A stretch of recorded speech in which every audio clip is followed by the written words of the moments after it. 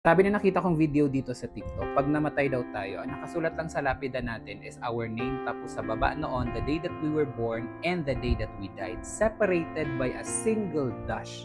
Yun lang. Hindi nakasulat sa lapida lahat ng achievements mo, lahat ng frustrations mo, lahat ng proudest moment mo, loneliest moment, saddest moment. Hindi nakasulat doon yung personal growth mo, yung career mo, relationship mo, how you survive everything. Sabi doon, there's no point of not doing what you love now. Kung ano man yung gusto mong gawin ngayon sa buhay mo, gawin mo na. 50, 100 years after you're long done here dito sa mundo, wala na makakaalala ng mga pinagagawa mo sa buhay. Gawin mo na siya ngayon. Do it now kung ano man yung gusto mong gawin habang buhay ka pa. Ang daling sabihin no, na gawin mo na yung kung ano man yung gusto mong gawin. Alam ko mahirap gawin yon, especially maraming naka-tied up na situation. But kailan mo siya gagawin? Mag-aantay ka pa na mag-align na muna lahat bago mo siya gawin? Paano kung gawin mo na muna yung gusto mong gawin para mag-align lahat?